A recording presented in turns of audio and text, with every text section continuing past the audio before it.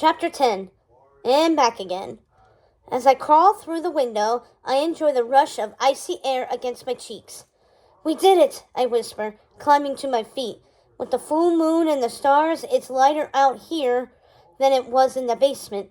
The snow of the front yard glows, my hair feels cold, and I realize I forgot my polar bear headpiece down in the basement. It's fine, I'll get it when I go back for Ralph. Now, how do I get back in? I ask Gerda. Are you really going back in? Jonah asks. Of course I am, I say. I promised Ralph. Gerda eyes the house nervously. Maybe we should all go in together. We'll be too noisy, I say. Better for me to do it alone. I'll go and and you guys hide out here. I'll be right back. Let me go, Gerda says. Or me, Jonah says. No, I say. I'm the one who promised him, and I'm very good at sneaking into basements. I have a lot of experience. So do I, Jonah says. You make a lot more noise than I do, I tell him. He's always crashing into things, and he's not so good at using his indoor voice. I'll go and you hide out here. I take a deep breath and add, if I don't come back in 20 minutes, go ahead to the Igloo Castle. Rescue Kai and Prince, and then come back for me.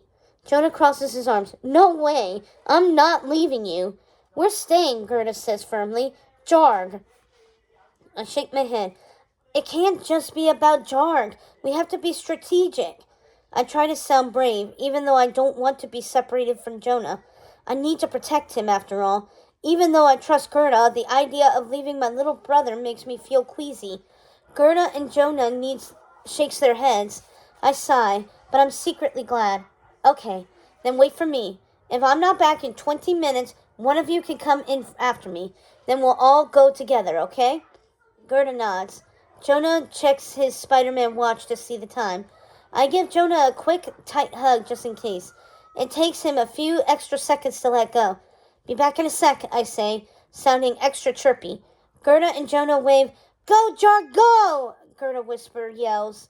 I make my way back to the house. Now what? I can't go back through the window, obviously, because then I'll be stuck inside. Do I just go through the front door? I might as well try, right? I run very quietly to the front door. I turn the knob. It doesn't open. Who knew? Robbers locked their front door. I don't know how to break a lock. I am just a 10-year-old girl, not a robber or an escape artist. I guess I have two options. I can find another window to climb through or look for another door. A back door? Yes, a back door. We have a back door at our house, and we always forget to lock it. I sneak around the side of the house. This time I tiptoe. Not that I'm making a ton of noise in my polar bear booties. At least the moon is bright, and I can see where I'm going. And I can also see that there is in fact a back door. Hurrah! The problem is that Mother is sitting on the back porch in a rocking chair, drinking something from a large chipped mug.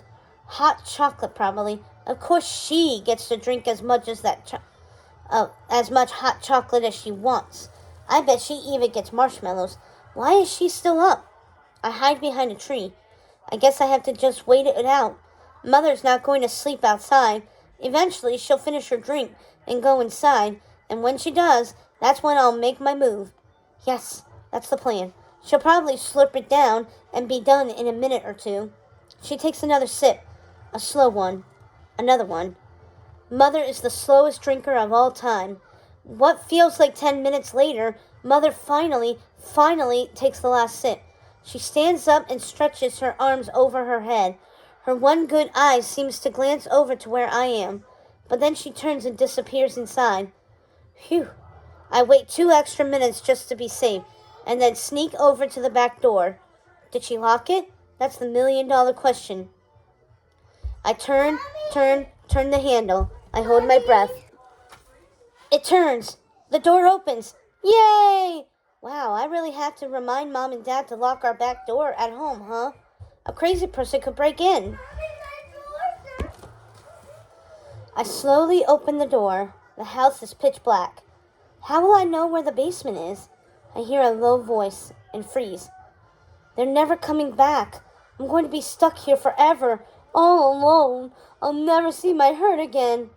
Oh, it's Ralph complaining to himself. I'll just follow his voice and voila, basement.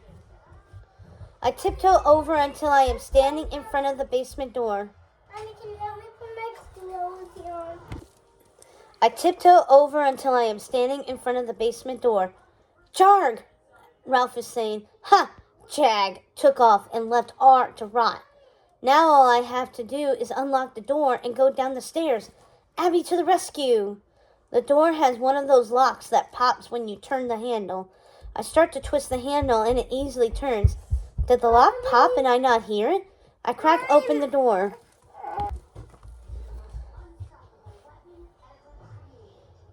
Hello? I whisper. I see Ralph resting on his front hooves in the middle of the room. I jog down the stairs and over to him. Ready? He stares at me. Then he makes 2 long blinks and 1 short one. My stomach drops. The code for Sharon. For danger. Well, look who came back after all, a girl's voice says. I spin around. Sure enough, Sharon is standing in the corner of the room, her eyes narrowed at me.